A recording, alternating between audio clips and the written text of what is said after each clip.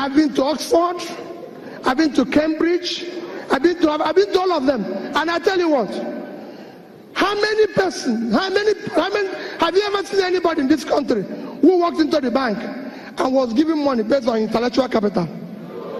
They will tell you to bring your grandmother's house, your father's old house, by the time you finish it, that's it. Bill Gates was giving $1 million. Go and read the history of Microsoft by a bank for a young boy who was in a garage. Steve Jobs and his friend Wozniak was given $2 million. Who would have given them that type of money here? Nobody. Let me tell you,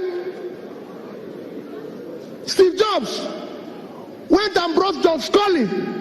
John Scully was the CEO of Pepsi.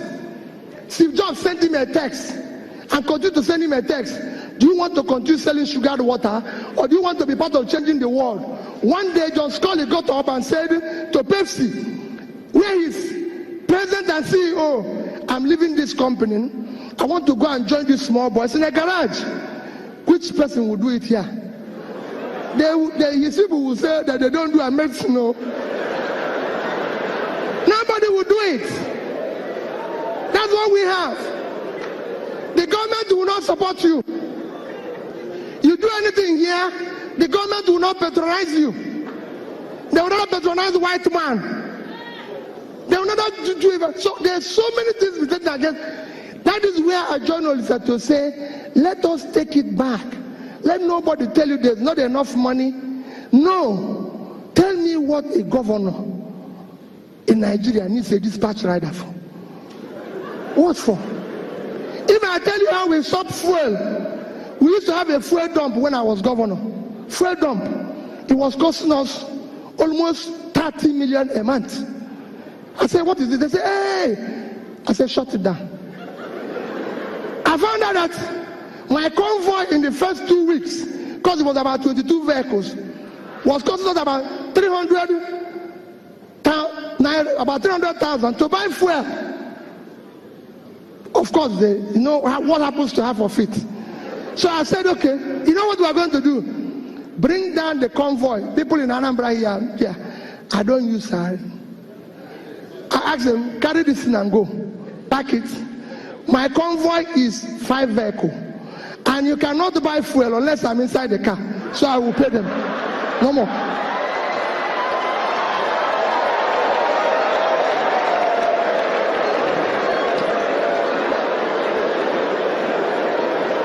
People will say, hey, wait a minute.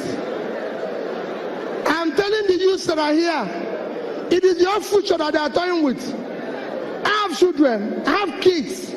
I have 2 lovely children that are graduates. Somebody told me just yesterday, he said to me, my friend Chida, we were going somewhere, and I was telling him about the text my daughter sent to me. I wish I read that type of text to you and you will understand. And somebody said to me, oh, I saw your son going to, that one was in Vietnam. He was going to run somewhere. He said he's going for interview for job. Peter, can't you give him a job? Peter, can't you do this? The boy doesn't even have, I said, none of my children have car. I was the only person who is governor and bank chairman, not to them. Nobody elected them. One. They have to look for a job. They have to do what they need to do. Take back your country. This country belongs to you. It is your future that they are toying with. You must take it back from them. It is not their country. And you must take it back from them. And how will you take it back from them? How will you take it back from them? When they invite you, go to your local government and ask the local government chairman who receives 100 million naira every month. What does he do with it? He will tell you no problem, yet he's buying new Jeep. This is somebody who has never seen car in his life. He now uses Jeep. His wife has become first lady of the local government. You go everywhere, a convoy will pass you. They say it's first lady of the state. First what? This man, this woman is Like they used to tell me then, hey, Peter, you're not treating your wife fairly. Peter, you're not doing this. That this is this. I said, no. There's so many costs. If I tell you little, if I have time and tell you cost of governance here, you won't be here. When I came back, when I started, we had about 10 governors' guest house.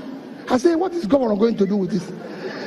I go to work in the morning, I go back in the evening. I'll come back. My cook then will cook about food that about 50 people will eat. I said, what is this for? They were killing one cow every day. I said, what is this for? He said, Your Excellency, I'm doing it in case if you come back with people. I said, have you ever seen me come back here with anybody? So why are you cooking for the people?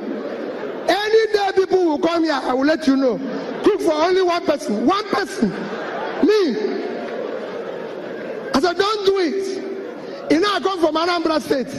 There's too many big men. Of course.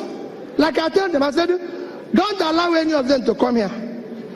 I don't have what it takes to entertain them. So what they do, they phone me, Peter, I want to see you. I come to your house in the evening. So I go to his house, because there he will bring his champagne, eat his fabulous food, and at times when I'm going, they will give me some to take back. Goodbye. But don't go to government house. Because government house is not a restaurant. It's not a place to drink champagne. A bottle of champagne. A bottle of champagne today costs about 400,000, 500,000. That is salary of 20 people at 20,000. And you drink it with the public money. No, you can't do that. It should be, if you want to do that, you go to your house. So I said to them, no, this is government money. We brought down the cost of feeding governor. If I tell you where I brought it down from, to this place, I say, this will be enough. Don't worry about me. And I can go on and on. You can go and work with people. It's not anything. Not any magic. Every flight I've taken in Nigeria as a governor was economy. Reason is simple.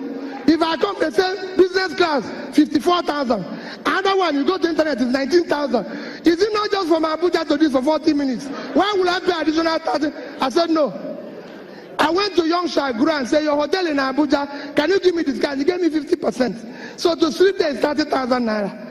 And I said, no, these things, that is what people want me to go to another bigger hotel and stay for 250,000 naira. And people say, oh, Peter is it. I said, well, I have a problem. If I sleep there and pay somebody 250, I will be awake. I wouldn't go to sleep. Because I think they've stolen my money.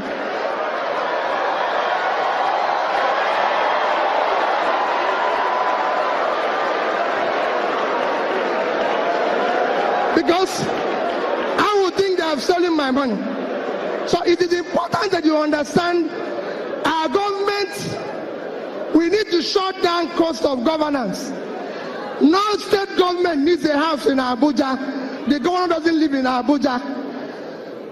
They don't need all this. Nobody wants to kill you. I was governor for 8 years without bulletproof car. I must tell you that I bought one, but I didn't use it and nobody killed me. I was using Prado. They will say, hey, it's not balance, it's not this. Another thing they keep telling me, that government vehicles, because of the high traffic, is every 6 months. I said, wait, if you remove this car from here, because you know what they do? They take it into auction and say, I said, no, this car is here for the term. We will use it. It's functional. What do people think you're doing to yourself? We must shut down. And people say, where did you get money? To say, where did you get money? We got those monies. We were owing gratuities and pension of people for 35 billion. We were able to pay it. Because we have to shut down everything. I said, this cannot happen. Nobody will ever tell you that he came to a party while I was governor for 8 years.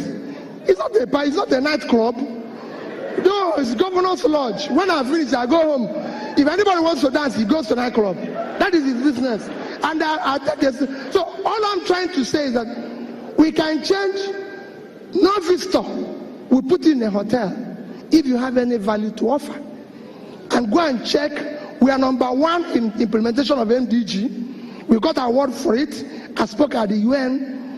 Go to European Union. We are #1 in the European Union while I was there. Why am I saying this? We were able to meet up every obligation. So my dear people, yes, it's good to stay here and feel bad and do everything, but let me beg you, you have no other country except this one. And only you can do this. If anybody is telling you, those people out there, they don't know you. They don't care about you. If they care, they will do things differently. You will see it in their behavior. You will see it in the way they do things, the way they feel, the way they move, and everything.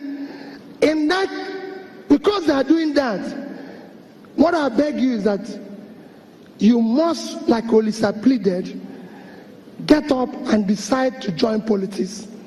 Get up and decide to be part of it.